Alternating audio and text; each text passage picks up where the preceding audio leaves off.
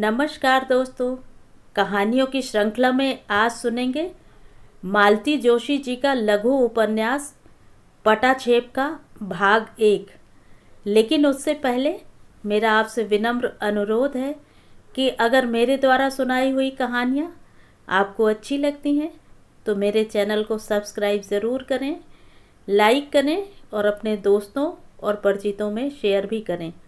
Bell icon दबाना बिल्कुल भी ना भूलें। चाय चढ़ाई ही थी कि इन्होंने आकर कहा, पद्मा एक कप पानी और। गौतम साहब आए हैं। मैंने पलटकर देखा, किचन के दरवाजे पर खड़े थे वह। सारी खीज, सारी झुंझलाहट चेहरे पर उतर आई थी। मुझे हंसी आ गई। आज अच्छे फंसे हैं जनाब। बेचारे दफ्तर से लौटकर एक प्याली चाय इत्मीनान से पीना चाहते हैं, सो वह भी नसीब नहीं है। चाय नाश्ता ट्रे में लगाकर बाहर ले जाते हुए मैंने छवि के कमरे में झांक कर कहा, छवि, गोंद की शीशी। जी। वह उपन्यास में डूबी हुई थी। हड़बड़ाकर उठ बैठी। गौतम साहब आए हैं, मैंने बताया। उनका नाम सुनते ही उसका माथा सलवटों से भर जाता था, पर आज उसने बड़े ही सहज स्वर में कहा, आप उनके पास थोड़ी देर बैठेंगे दीदी? मैं ज़रा फ्रेश हो लूँ। उसकी आवाज़ में ज़रा भी ऊब, ज़रा भी खीज नहीं थी। बेचारी उन्हें बर्दाश्त करना सीख गई है, मैंने सोचा। और सुनाइए गौतम साहब, क्या हाल चाल हैं? इस बार तो बहुत अरसे बाद दर्शन दिए, मैंने मेज़ पर चाय नाश्ता लगाते हुए कहा। किसी विदेशी बैंक की धोखाधड़ी का किस्सा सुना रहे थे गौतम। उसे बीच ही में छोड़कर मेरी ओर मुखातिब हुए।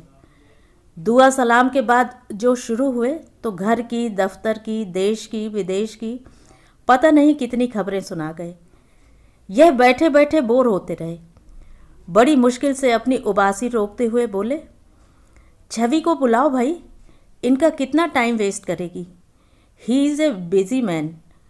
बड़ी मुश्किल से अपनी हंसी रोककर भीतर आई थी मैं, और बंद दरवाजे पर दस्तक देते हुए कहा, छवि जल्दी करो, तुम्हारे भाई साहब ऑफ हुए जा रहे हैं। बस दीदी, अभी आई, उसने कहा और दरवाज़ा खोल दिया। खुशबू का एक झोंका मुझे सराबोर करता हुआ निकल गया। उसकी धुंध से उबर कर मैंने देखा, बादामी रंग की net nylon sari, matching blouse और चूड़ियाँ, ढीला जूड़ा, जूड़े में गुलाब। छवि तो ऐसे सज संवर कर खड़ी थी जैसे कहीं पार्टी में जाना हो। उसका सलोना रूप सदा की तरह मेरा हीन बोध जागृत कर गया और मेरा ईर्ष्यालु मन कुनमुनाया। भला गौतम साहब के लिए इतने बनाव श्रृंगार की क्या ज़रूरत थी? दीदी, पीयूष सो रहा है, उसे तो देख लेंगी ना आप? दूध बनाकर शीशी में भर दिया है मैंने, उसने अपने लुभावने अंदाज में कहा और मेरे सारे विकल्प बिला गए। फिर से ममतामयी दीदी बन गई मैं और उसे आश्वस्त कर बाहर भेज दिया। सोचा पहनने ओढ़ने के यही तो दिन हैं। किसी जमाने में मैं भी तो 3-3 बार साड़ियाँ बदलती थी, दर्जनों बार दर्पण में झांक कर काजल बिंदी ठीक किया करती थी। लेकिन अब कोई मुझे देखे, सुंदर दिखने का कोई उत्साह ही नहीं रहा। और यह सब सोचते हुए पता नहीं कब मैं शीशे के सामने जाकर खड़ी हो गई। अपने टटपुंजिया बालों को किसी तरह समेटकर मैंने जूड़ा बनाया, फिर मुंह हाथ धोकर कपड़े भी बदल डाले। अपने को संवारने की कोशिश में देर तक शीशे के सामने बैठी रही और वह कमबख्त चीख चीख कर कहता रहा, छवि बहुत सुंदर है, तुमसे 10 गुना 1000 गुना सुंदर है। एकदम सारा उत्साह जैसे निचुड़ गया।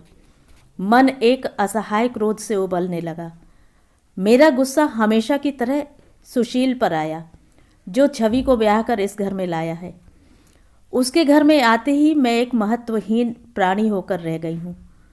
लड़कियाँ, उसके पिता, पास पड़ोसी, सब जैसे उसी के इर्द गिर्द घूम रहे हैं। शादी के 2 साल बाद भी वह नवेली दुल्हन बनी हुई है। गुस्सा लड़कियों पर भी आया, जिन्हें जन्म देने में, पालने में सारा अस्तित्व ही रसहीन होकर रह गया है। गुस्सा इन पर भी। वह भला आदमी तो जमकर बैठ गया है। मुझे जरा बाहर जाना था। यह कब कमरे में आ गए थे पता ही नहीं चला था। जाने से आपको कौन रोक रहा है? मैंने कसैली आवाज़ में कहा। बुरा तो नहीं लगेगा? बुरा लगने की तो कोई बात ही नहीं है, वह आपके लिए थोड़े ही आए हैं। Padma, I dislike this tone, उन्होंने जरा सख्ती से कहा। मैंने कोई जवाब नहीं दिया, मुंह फुलाए बैठी रही। कुछ लाना तो नहीं है बाजार से? इन्होंने खूंटी से कोट उतारते हुए पूछा। मैंने फिर भी कोई उत्तर नहीं दिया। यह चुपचाप बाहर निकल गए। कुछ देर बाद ड्राइंग रूम में इनका स्वर सुनाई दिया। अच्छा गौतम, सी यू अगेन। और फिर सीढ़ियाँ उतरने की आवाज़ आई, फिर स्कूटर स्टार्ट करने की। सारी आवाज़ों को कानों में समेटती हुई मैं चुपचाप वहाँ बैठी रही, किसी फालतू सामान की तरह। पीयूष अगर झूले में कुनमुनाता नहीं तो मैं पता नहीं कितनी देर वहाँ बैठी रहती। उसकी आवाज़ आते ही मैं करीब करीब दौड़कर छवि के कमरे में पहुँची। शैतान आजकल झूले से कूदने की कोशिश करने लगा है। अब भी मसहरी से मुंह निकालकर इधर उधर देख रहा था। मुझे देखते ही किलक पड़ा और हुमस कर मेरी गोद में आ गया। उसे कलेजे से भींचकर बड़ी देर तक अपना दुलार बरसाती रही। वह भी प्रसन्न भाव से मेरे अत्याचार सहता रहा, लेकिन सिर्फ प्यार से तो उसका पेट भरने वाला नहीं था। उसने फौरन ही दूध के लिए मचलना प्रारंभ कर दिया। उसे पलंग पर लेटाकर मैंने शीशी उसके मुंह में दे दी और फिर उसके बाजू में लेट गई। मन इतना तृप्त था जैसे पीयूष शीशी का नहीं, मेरा ही दूध पी रहा है। यह नन्हा सा प्राणी आते ही घर भर का, मोहल्ले का एक खिलौना बन गया है। लेकिन मेरी तो जैसे इसने ज़िंदगी ही बदल दी है।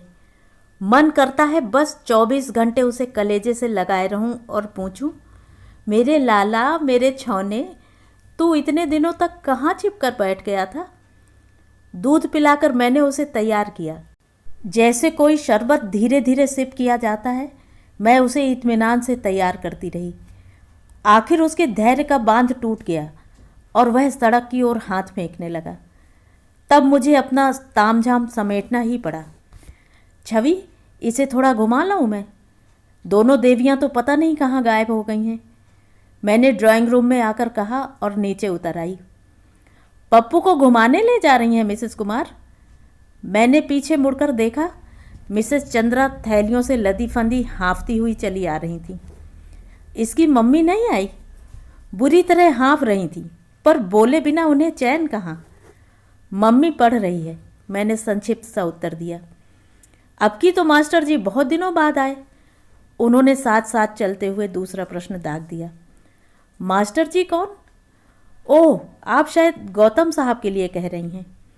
इनके दोस्त के छोटे भाई हैं। वह भी किसी नाइट कॉलेज में सोशोलॉजी में एमए कर रहे हैं। कहीं से अच्छे नोट्स या किताबें मिल जाती हैं तो दे जाते हैं। मैंने लंबी चौड़ी सफाई दी और फिर लगा इसकी कोई ज़रूरत नहीं थी। यही तो मैं लड़कियों से कह रही थी। मास्टर तो अपने समय से आता है, समय से जाता है। वह इतनी इतनी देर बैठता भी नहीं है, इतने इतने दिन गोल भी नहीं करता, और उसे छोड़ने सारा घर दरवाजे पर नहीं आता है। मैं तो स्तब्ध रह गई। मिसेस चंद्रा की नज़र से कोई भी बात छूटती नहीं है।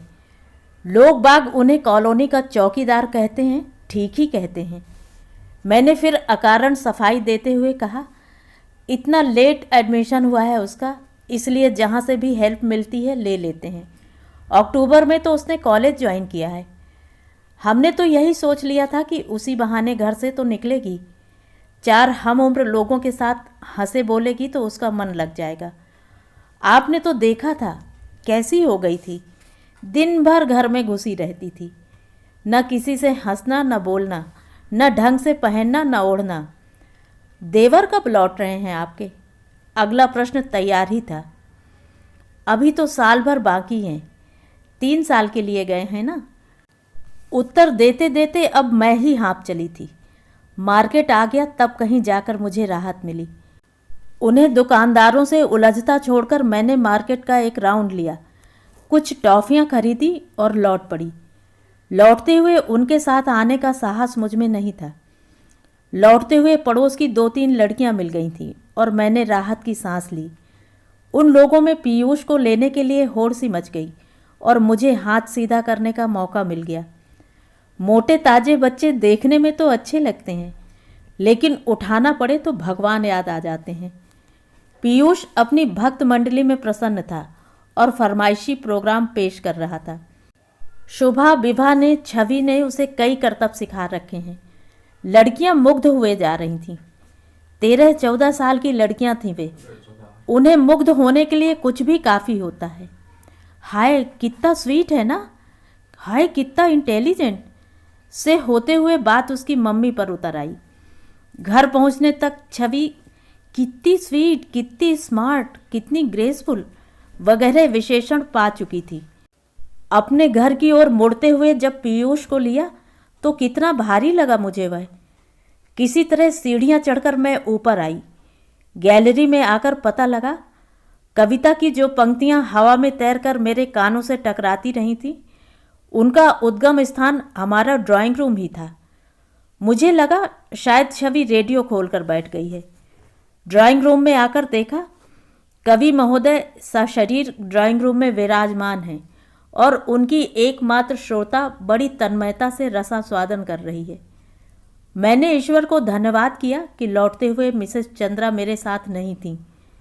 कमरे के वातावरण को गद्यमय बनाते हुए मैंने कहा, छवि अपने लाडले को देखो जरा, मुझे किचन में जाने दो। दोनों देवियां लौट आएंगी तो मुझे खा ही जाएंगी। कवि और श्रोता दोनों जैसे समाधि से जाग पड़े। भावाभिभूत होकर छवि ने कहा, कितनी अच्छी कविता लिखते हैं गौतम साहब। लिखता था, कवि ने करेक्शन स्लिप प्रस्तुत की। कॉलेज के दिनों में बहुत कुछ लिखा था। उस जमाने में तो सभी कवि होते थे। यह नोन तेल लकड़ी का चक्कर चलने के बाद भी जिनकी प्रतिभा शेष रह जाती है, वे ही सच्चे कवि होते हैं। और इस यथार्थवादी घोषणा के साथ मैंने मंच से प्रस्थान कर दिया। कवि गोष्ठी फिर नहीं जम सकी, क्योंकि कुछ ही देर बाद स्कूटर स्टार्ट होने की आवाज़ आई। कुछ ही पल बाद छवि किचन में थी। उसकी आंखों में कविताओं की पंक्तियां अब भी तैर रही थीं। उसी भाव विह्वल स्वर में बोली, आपको पता है दीदी, गौतम साहब की लव मैरिज है। साथ ही पढ़ते थे वे दोनों। सारी कविताएं मिसेस गौतम के लिए ही लिखी गई हैं। छवि प्लीज़ ज़रा साड़ी बदल कर आ जाओ तो चटनी पीस दो। मुझे तो बाकी का काम निपटाते ही 8 बज जाएंगे। कविता कानन में विचरण करने वाले उसके मन को मैंने निर्ममता से सिल पर पटकते हुए कहा। उसका चेहरा बुझ सा गया और मुझे अपने आप पर गुस्सा आने लगा। आफत की मारी शुभा उसी समय मेरे सामने आ खड़ी हुई। मम्मी भूख लगी है। भूख तो लगी होगी ही, तभी तो घर की याद आई है। मैंने उसे झिंझोड़ते हुए कहा, घड़ी देखी है, यह समय है घर लौटने का। वे लोग कब से आ गई हैं, छवि ने मिमिया कर कहा। लेकिन तब तक शुभा की पीठ पर 2 घूंसे पड़ चुके थे और वह सिसकती हुई चली गई थी। गैस की नीली लपटों को शून्य दृष्टि से देखती हुई मैं देर तक गुमसुम खड़ी रह गई थी।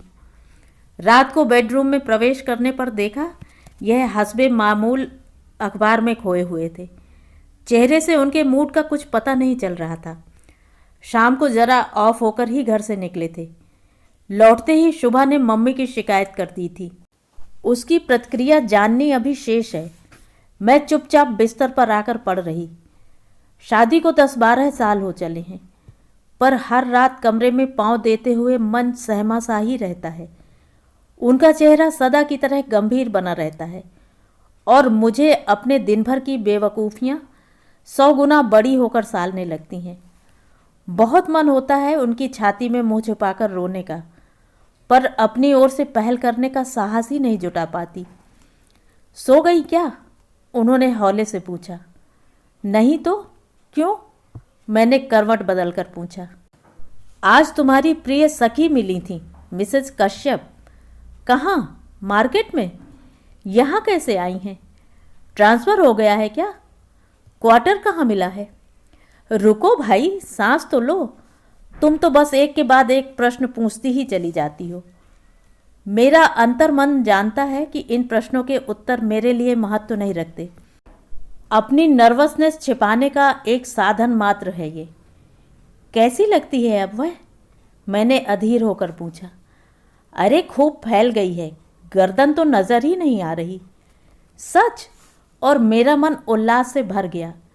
मिसेस कश्यप अब उतनी सुंदर नहीं रही, यह जानना कितना सुखद था। एक जमाना था जब मिसेस कश्यप ही नहीं, उनका ड्राइंग रूम, उनके अचार, उनके स्वेटर्स, उनके बच्चे, सभी बातें चर्चा का, प्रशंसा का विषय थीं। कम से कम अब एक पॉइंट तो उनका कम हुआ। सच कह रहे हैं, बहुत मोटी हो गई हैं, मुझसे भी ज़्यादा। मैंने आश्वस्त होने के लिए पुनः पूछा, तुम्हें मोटी किसने कह दिया? You are as slim and as graceful as ever. अब रहने भी दीजिए, मैंने किसी नवोढ़ा की तरह इतराते हुए कहा। सच कह रहा हूँ भाई, कोई मेरे दिल से पूछे तेरे तीरे नेमकश को। और मुझे अपनी बाहों में समेटकर उन्होंने बेड स्विच ऑफ कर दिया। उनकी बाहों का तकिया लिए हुए मैं देर तक तृप्त भाव से लेटी रही। मिसेस कश्यप का नाम लेते ही शंकाओं का एक तूफान सा उठा था, वह अब शांत हो गया था।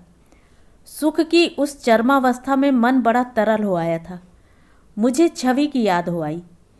मैं यहाँ प्रिय की बाहों में लेटी हुई हूँ और वह बेचारी। हौले से मैं बिस्तर से उठ आई। वह उसी तरह प्रगाढ़ निद्रा में निमग्न लेटे रहे।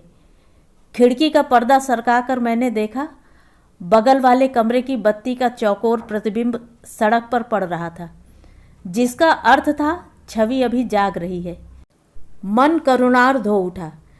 क्या सुख देखा है बेचारी ने शादी का।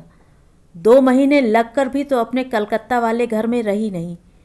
कभी मेरे पास, कभी माँ के पास तीज त्योहारों के चक्कर में घूमती रही। तब यह पता थोड़े ही था कि सुशील को 6 महीने के अंदर ही विदेश चला जाना होगा। इतने वरिष्ठ लोगों के होते हुए कंपनी उसे ही जर्मनी में ट्रेनिंग के लिए भेजेगी, खुद उसे भी इसकी आशा कहाँ थी। पर इस चांस के मिलते ही दोनों घरों में खुशी की लहर दौड़ गई थी। फॉरेन रिटर्न होने का एक ऐसा शौक सवार था सब पर कि छवि की राय लेना भी ज़रूरी नहीं समझा गया। उसे 4था महीना चल रहा था। 1 साल तो इसी चक्कर में बीत जाता, फिर जहाँ उसका मन होता रह लेती। मई के ससुरे सबहीं सुख, जबहीं जहाँ मनु मान। और इसी तरह उसके दिन कट भी रहे थे। पीयूष 5-6 महीने का था, तभी उसकी पीहर से चिट्ठी आई, दीदी मेरा यहाँ जरा भी मन नहीं लग रहा, मुझे बुला लीजिए। दूसरे ही दिन वह आगरा जाकर लिवा लाए थे। इतनी दुबली हो गई थी वह।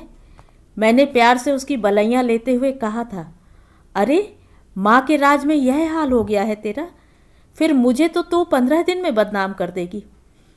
दरअसल दीदी बहुत बोर हो गई मैं वहाँ। उसने कहा, घर में सबके पास अपना अपना काम है।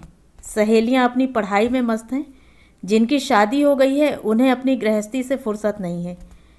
छोटी भाभी अपनी नौकरी में व्यस्त हैं, बड़ी भाभी का बच्चों में ही दिन बीत जाता है। एक मैं ही फालतू नज़र आ रही थी वहाँ, और वह सूखी हंसी हंस दी। उसकी सारी व्यथा उस हंसी में छलक गई थी। तब मैंने ही जिद की थी उसे कॉलेज भेजने की। सुशील उसे मेरे पास छोड़ गया था, वह भी माँ बाप के यहाँ से मेरे पास अपनी इच्छा से आ गई थी। इस विश्वास को, इस स्नेह को मैं झुठलाना नहीं चाहती थी। कॉलेज जाने लगी थी, तब से उसके चेहरे पर काफ़ी रौनक आ गई थी। फिर भी कभी कभी वह इतनी निरीह लगती कि दया हो आती। शाम की बात याद करके मन कैसा तो हो गया। बरामदे में आकर मैंने धीरे से उसके कमरे का दरवाज़ा ठेला।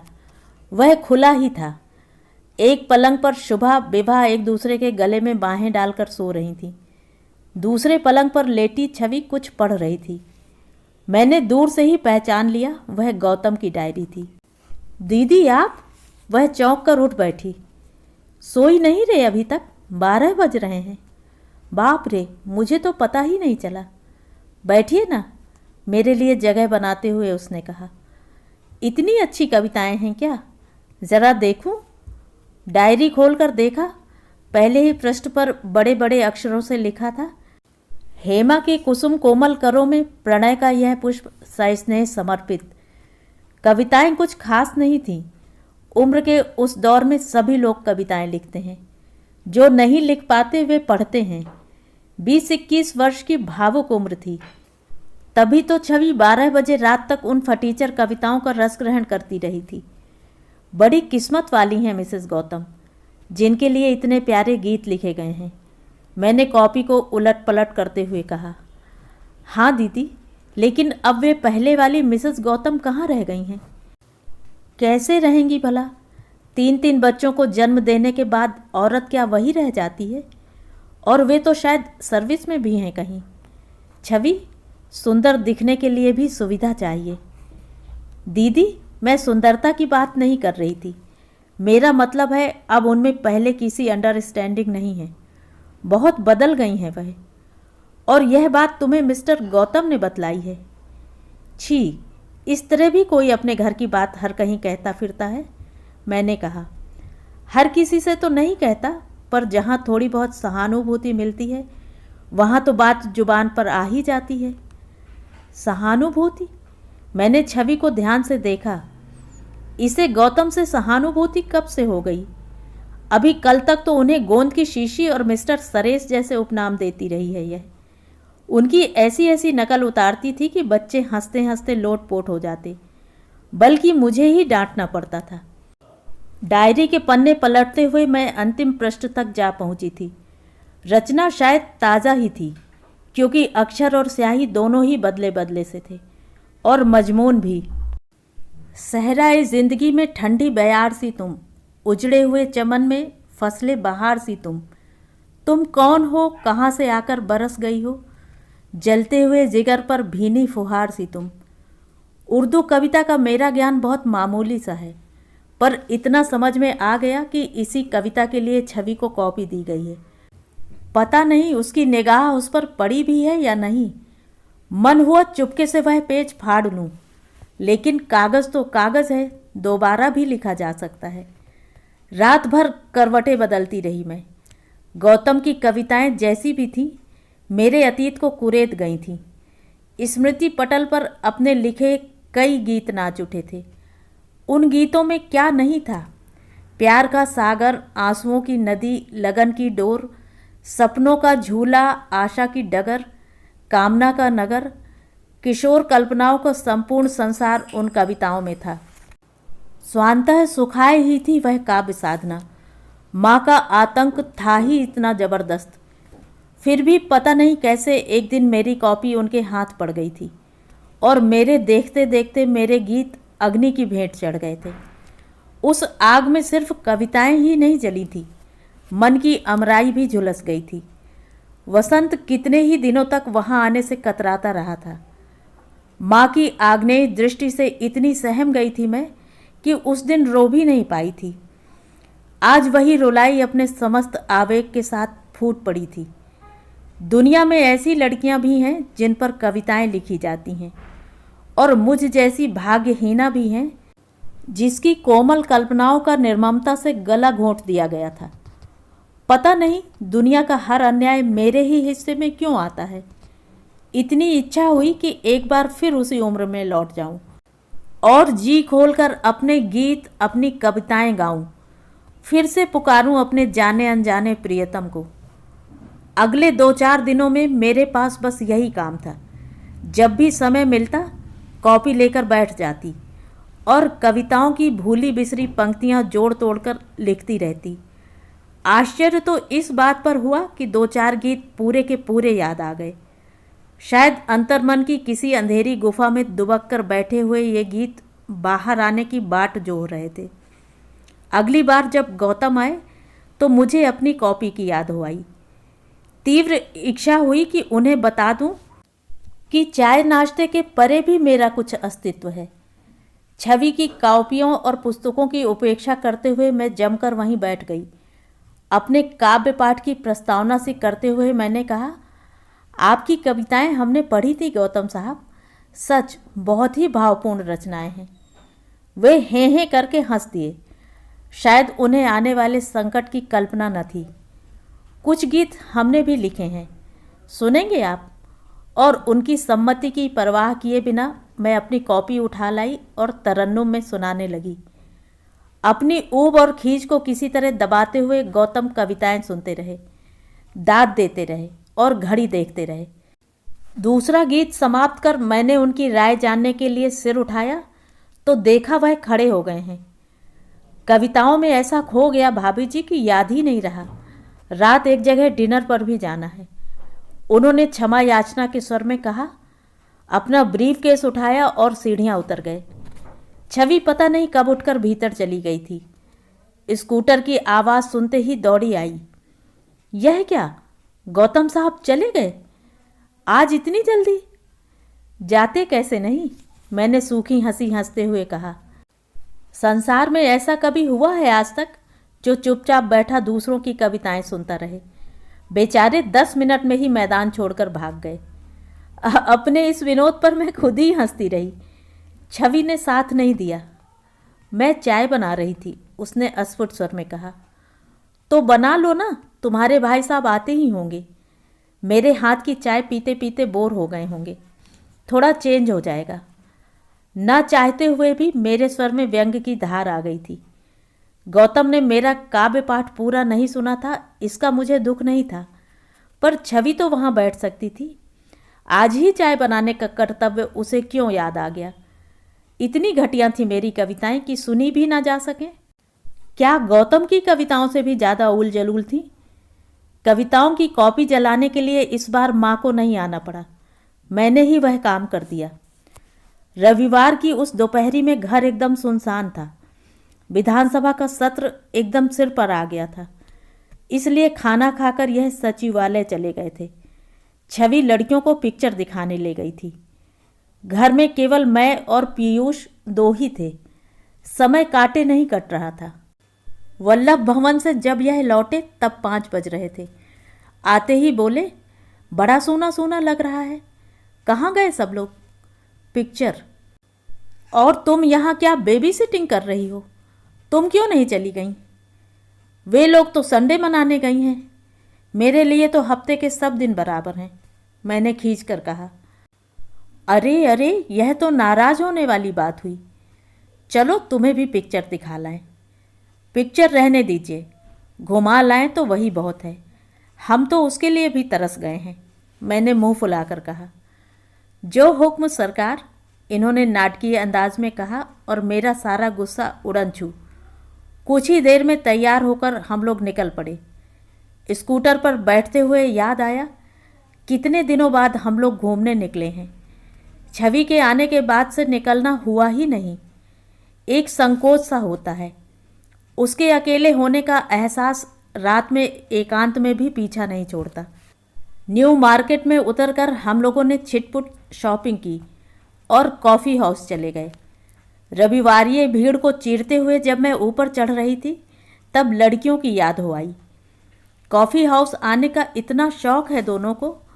महीने में एक आध बार तो यह हमें ले ही आते थे। तब शाम का खाना यहीं होता था। अब तो अरसे के बाद आना हुआ है। भीड़ तो थी, पर सौभाग्य से कोने वाली एक मेज़ हमें मिल गई। एक बार वहाँ इत्मीनान से बैठ जाने के बाद मैंने पीयूष की ओर ध्यान दिया। उसने मेरी सारी मेहनत पर पानी फेर दिया था। हवा में उड़ने से उसके बालों का सिर पर एक टोप सा हो गया था। काजल सारा फैल गया था और दोनों मुट्ठियों से आंखें मसलकर उसने हाथ भी काले कर लिए थे। मैंने पर्स से रुमाल और बेबी पाउडर निकाला और उसे फिर से संवारने लगी। यह मनोयोग से मुझे देखते रहे। पद्मा, मैंने भौहें ऊपर उठाई। कभी कभी इस छोकरे से बहुत रश्क होता है। क्यों भला? तुम जितना लाड़ दुलार इसका करती हो, जितना प्यार इसे देती हो, इसका 100वां हिस्सा भी मुझे मिल जाता तो मैं अपने को धन्य समझता। अब आप ऐसी ऊटपटांग बातें करेंगे तो मैं उठकर चली जाऊंगी। अरे तुम तो नाराज होने लगती हो, मैं झूठ नहीं कह रहा हूँ। शुभा भी यही कहती है। क्या? कि पीयूष के आने से मम्मी का चिड़चिड़ापन बहुत कम हो गया है। एक बहुत तीखा सा जवाब मेरे होठों तक आया था, लेकिन उसी समय किसी परिचित आवाज़ को सुनकर मेरे कान खड़े हो गए। सुनिए, यह विभा की आवाज़ नहीं लग रही आपको? तुम्हारा भी जवाब नहीं पद्मा। तुम्हें तो हर जगह अपनी राजकुमारियां ही नजर आती हैं। भगवान के लिए अब बोर मत करो। लड़कियों की फिक्र छोड़ो और इस लड़के की ओर देखो। पट्ठा पूरे का पूरा डोसा उठाने की फिक्र में है। मैंने आज्ञाकारी पत्नी की तरह ध्यान प्लेट की ओर केंद्रित किया। कुछ ही मिनट बीते होंगे और बगल वाले कमरे से हंसी का फव्वारा छूटा। उसमें छवि की खनकती हंसी बिल्कुल साफ सुनाई दे रही थी। उस हंसी को बहुत दिनों बाद सुना था, शायद सुशील के जाने के बाद पहली बार। इस बार मैंने उनसे कुछ नहीं कहा। मैं उठी और सारे एटिकेट्स को तिलांजलि देकर बाहर वाले छोटे कमरे में झांका। मेरा अंदाज गलत नहीं था। छवि और विभा तथा गौतम और शुभा आमने सामने सोफों पर बैठे थे। बीच वाली मेज पर ढेर सारी प्लेटें पड़ी थीं। अरे आप! सब लोगों ने मुझे एक साथ देखा। यही तो मैं भी सोच रही हूँ, आप लोग यहाँ कैसे? हम लोग रंग महल से निकले थे कि आप मिल गए। हमें ज़बरदस्ती यहाँ ले आए, माने ही नहीं। छवि ने सफाई पेश की। भाभी जी, आप भी कंपनी दीजिए ना। गौतम साहब इतनी देर बाद फूटे। आप क्या समझ रहे हैं, मैं अकेली ही आई हूँ यहाँ? नहीं भाई, अपनी कंपनी तो अपने साथ है। तो भाई साहब को भी बुला लेते हैं ना, यहाँ काफ़ी जगह तो है। No no, don't disturb yourself, मैंने सख्ती से कहा और अबाउट टर्न कर गई। यह परेशान से इधर उधर देख रहे थे। मुझे देखते ही झुंझला पड़े। कहाँ चली जाती हो तुम? और पीयूष कहाँ है? अपनी माँ के पास। क्या वह भी आई है? हाँ, गौतम के साथ। और लड़कियाँ? वे भी हैं। तब तक गौतम खुद उपस्थित हो गए और अपनी मेज पर आमंत्रित करने लगे। मैंने आंखों ही आंखों में इन्हें अपनी अस्वीकृति की सूचना दे दी। स्थिति को संभालते हुए यह नाटकीय अंदाज में बोले, देखो भाई गौतम, बड़ी मुद्दतों के बाद आज बीवी को लेकर निकला हूँ, लेकिन तुम लोग एंजॉय नहीं करने दोगे, हर जगह पीछा करोगे। हंसते हुए गौतम अपनी टेबल पर लौट गए। वहाँ ज़रूर उन्होंने इनका जवाब दोहराया होगा, क्योंकि दूसरे ही क्षण छवि की खनकती हुई हंसी एक बार फिर सुनाई दे गई थी। लेकिन हमारी मेज पर बिल्कुल शांति थी। उठते हुए यह बोले, चलने का क्या तय किया? ये लोग? हम ना मिलते तब भी तो घर पहुंचते ही। बच्चे को ले लेती तब भी ठीक था। आज बस में बेहद रश होगा। आप ऐसा कीजिए, उसे स्कूटर पर ले जाइए। मैं और मेरी लड़कियां बस में आ जाएंगे। हमें तो आदत है, मैंने तुनक कर कहा। फिर यह कुछ नहीं बोले। घर पहुंचने तक एकदम शांत बने रहे, लेकिन अंदर पहुंचते ही बरस पड़े। यह क्या हो जाता है तुम्हें? बड़ी मुश्किल से तो कभी कोई प्रोग्राम बन पाता है, तुम वहाँ भी मूड खराब कर देती हो। कौन सा भूत सवार हो जाता है तुम पर? ज़रा ज़रा सी बात पर ऑफ हो जाती हो। यह जरा सी बात थी? कौन सी बात? सब कुछ देख कर आए हैं फिर भी पूछ रहे हैं। कॉफ़ी हाउस वाली बात कह रही हो? उसमें इतना गंभीर होने जैसा क्या है? अगर तुम्हें ही गौतम इनवाइट करता तो क्या मना कर देती? मेरी फिक्र छोड़िए, अपने भाई की जो अमानत है उसकी बात सोचिए। भाई की अमानत है तो क्या बक्से में बंद करके रख दूं? हार्ड मास का जो मनुष्य है उसे हंसने बोलने की आज़ादी तो देनी ही पड़ेगी, नहीं तो उसका दम नहीं घुट जाएगा। कभी सोचा है पद्मा, अपनी एक रस जिंदगी से कितनी बोर हो जाती होगी वह? आज एक अरसे बाद उसे खुलकर हंसते हुए सुना। सच बड़ा अच्छा लगा। कुछ नहीं बोली मैं, बच्चे की तरह मुंह फुलाए बैठी रही। हंसने बोलने की आज़ादी हमें दी थी किसी ने? क्या हम हाड़ मास के मनुष्य नहीं थे? क्या हमारा दम नहीं घुटता था? किसी जिद्दी बच्चे की तरह यह प्रश्न बार बार मेरे अतीत से टकराता रहा।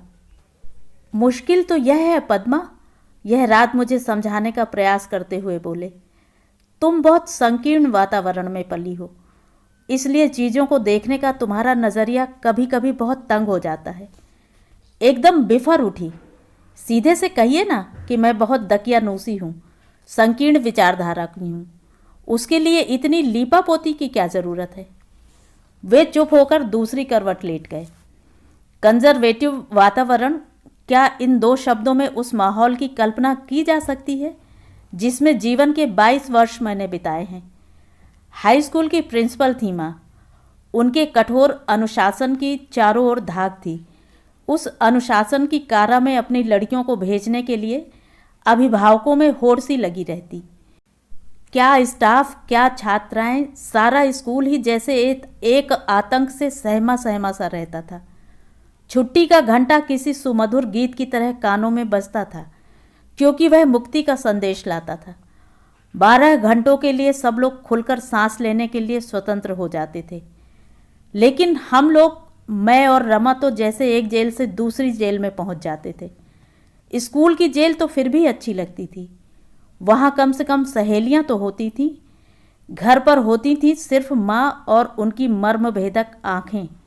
उफ, 24 घंटे हमें आदर्श बने रहना होता था। प्रिंसिपल की बेटियां होने का जघन्य अपराध किया था ना हमने। फैशन की रंग बिरंगी दुनिया हमारे लिए नहीं थी।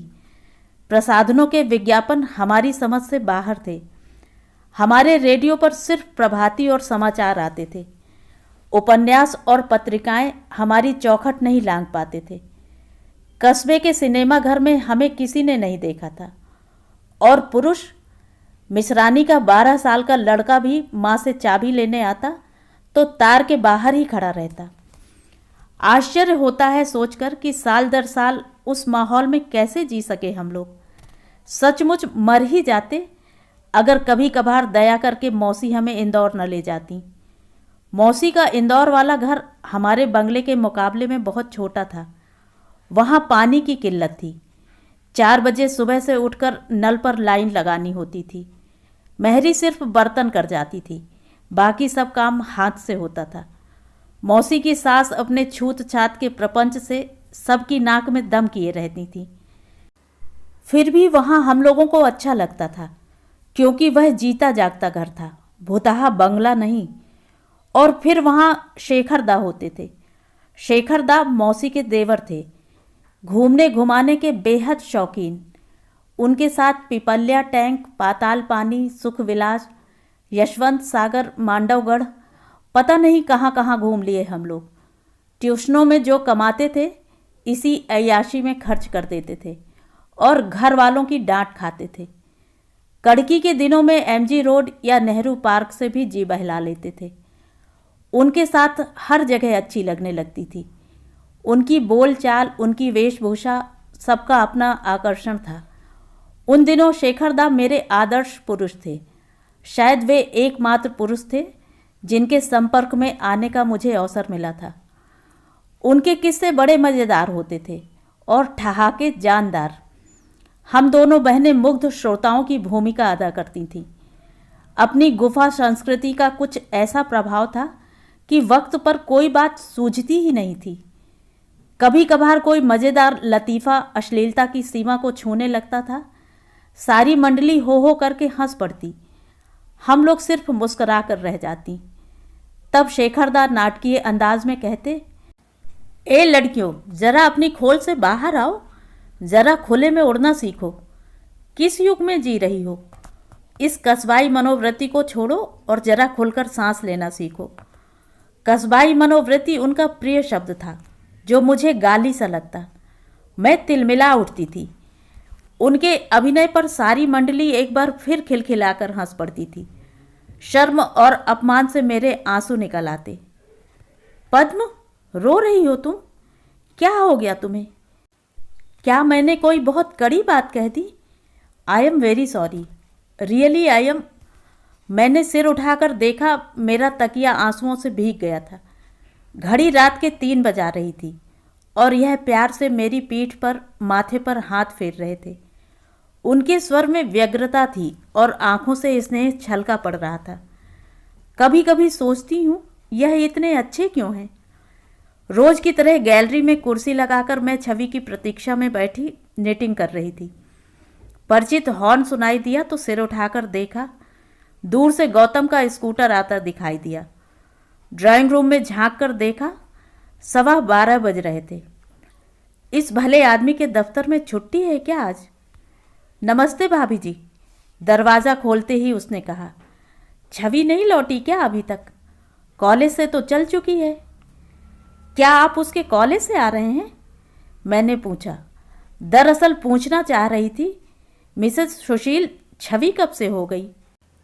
उसकी कहानी लौटाने गया था, मुझे चेक करने के लिए दी थी ना। छवि ने कहानी लिखी है? हाँ, बड़ी अच्छी लिखी है। कॉलेज मैगजीन में देना चाहती है। पढ़ेंगी आप? लीजिए, उसने ब्रीफ केस से पुलिंदा निकालते हुए कहा। रहने दीजिए, हम अनपढ़ क्या जाने कथा कहानी, मैंने रुखाई से कहा। अरे वाह, आप तो खुद इतना अच्छा लिखती हैं। मैंने सख्ती से होंठ भींच लिए। मुझे छवि पर गुस्सा आ रहा था, जिसने मुझसे कहानी का जिक्र भी नहीं किया था। मुझे गौतम पर क्रोध आ रहा था, जो छवि की कहानी के लिए यहाँ तक भागा आया था, जबकि मेरे 2-4 गीत भी सुनने के लिए उस दिन उसके पास समय नहीं था। आ गई शायद। गौतम की बात ने मुझे चौंका दिया। छवि सीढ़ियाँ चढ़ रही थी। कहाँ रह गई थी? गौतम ने ही पूछा। कॉलेज से तो कब की चली हो? बसों का चक्कर है ना, घंटा भर तो प्रतीक्षा में ही बीत जाता है, उसने थकी थकी आवाज़ में कहा। यह अपनी कहानी संभालो। अच्छा भाभी जी, अब पानी पिलाइए, चला जाए, गौतम ने उठने की मुद्रा में कहा। ड्राइंग रूम पार कर रही थी, सुना गौतम पूछ रहा है, फ़ोन कर दिया था, फिर भी रुकी क्यों नहीं? छवि का उत्तर सुनने के लिए मैं बड़ी देर तक सांस रोके दरवाजे की ओट में खड़ी रही। जब कुछ सुनाई नहीं दिया तो किचन में चली गई। बहुत पुरानी एक बात याद आई। एक बार इन्होंने मुझे सुशील के बेडरूम की खिड़की से कान लगाए हुए पकड़ लिया था। पहले तो गुस्से की रौ में काफ़ी कुछ कह गए थे, फिर बाद में समझाया था। देखो पद्मा, छिपकर सुनने में अपनी बुराई ही सुन पाता है आदमी, बेकार अपना मन खराब करने से फ़ायदा। पानी लेकर लौटी तो देखा गौतम गैलरी से टिका हुआ खड़ा है और पूछ रहा है, मान सिंह अब तो परेशान नहीं करता? नहीं, छवि ने हौले से कहा, और मिश्रा को ज़्यादा लिफ्ट मत देना, अब प्रोफेसर हो गया है तो क्या, नंबरी बदमाश है वह। छवि कुछ नहीं बोली, उसी तरह सिर झुकाए बैठी रही। गौतम के जाते ही मैंने कहा, यह सज्जन तो तुम्हारे लोकल गार्जियन बने हुए हैं, बड़ा रौब मार रहे हैं। मैं तो परेशान हो गई हूँ इनकी बॉसिंग से दीदी। छवि एकदम फट पड़ी।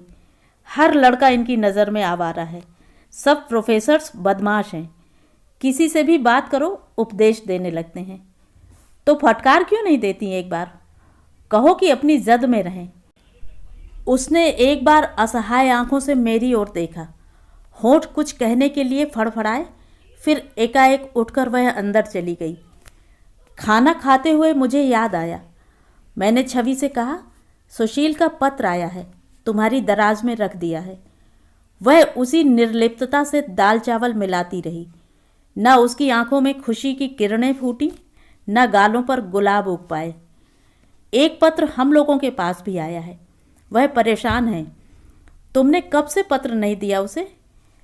अब रोज रोज लिखूं भी क्या, उसने धीरे से कहा।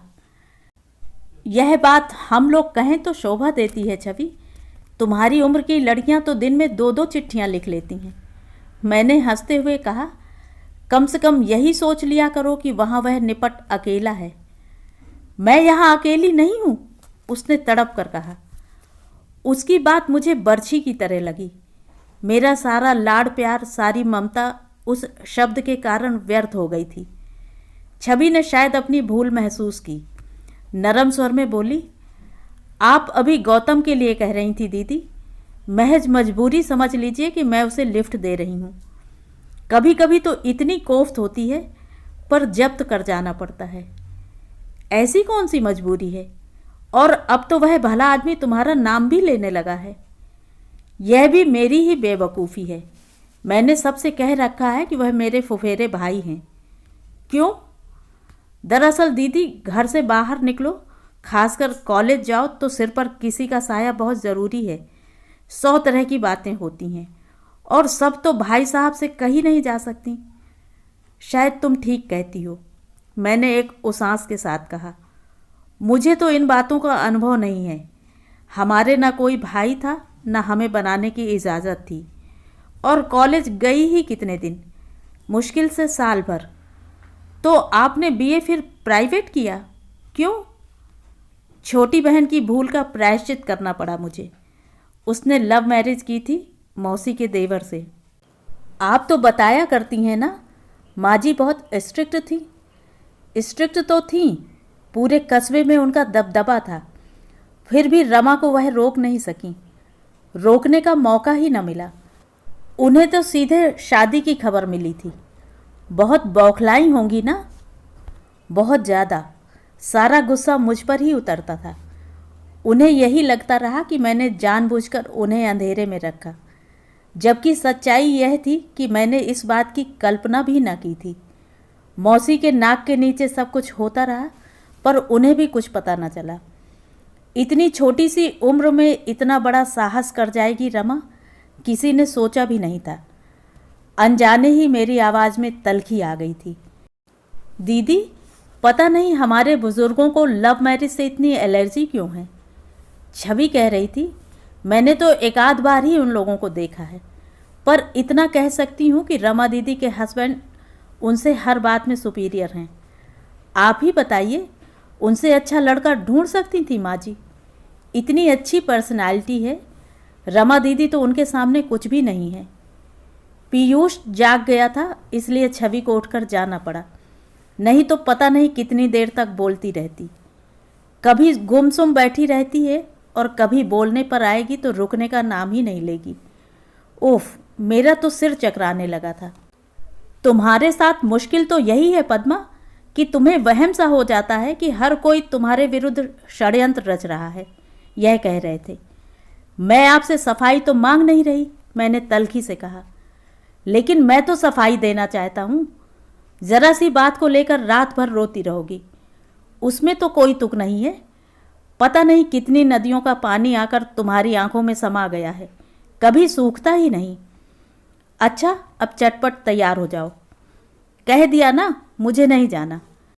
देखो, अब जरा सी बात को प्रेस्टीज इशू मत बना लिया करो। हरी अप, 7:15 ऑलरेडी बज चुके हैं। देर से पहुंचने में तो कोई चार्म नहीं है। मैं पत्थर की तरह बैठी रही। बात जरा सी थी भी और नहीं भी, कम से कम मेरे लिए तो वह जरा सी बात नहीं थी। शुभा विभा के स्कूल में वार्षिकोत्सव चल रहा था। पीयूष को 2 दिन से बुखार था, इसलिए मैं कार्यक्रम देखने नहीं जा सकी। घर में बैठे बैठे ही अपनी लाडली का सजा संवरा रूप कल्पना में देखती रही थी। शुभा के गीत को दोहराती रही थी। किंतु आज पुरस्कार वितरण था। दोनों को 3-3, 4-4 पुरस्कार मिलने वाले थे। कितनी हसरत से कहा था उन लोगों ने, पापा आज तो आप लोग आएंगे ना? 8 बजे कार्यक्रम शुरू होगा, बस 2 घंटे का तो कार्यक्रम है। इन्होंने छूटते ही कह दिया, मैं आ जाऊंगा बेटी, मम्मी नहीं आ पाएंगी, पप्पू की तबीयत ठीक नहीं है ना। दोनों के चेहरे उतर गए थे। इतना गुस्सा आया मुझे, कम से कम उनका दिल तो ना तोड़ते। बाद में कुछ भी बात बनाई जा सकती थी। फिर 2 घंटे के लिए मैं चली भी जाती तो ऐसी कोई प्रलय तो नहीं आ जाती। बुखार तो पीयूष का सुबह ही नॉर्मल हो गया था, लेकिन इन्होंने मुझसे पूछने की भी ज़रूरत नहीं समझी और अब भाषण दे रहे हैं। तो ये है लघु उपन्यास पटाछेप का भाग 1। शेष पटाछेप भाग 2 में सुनिए।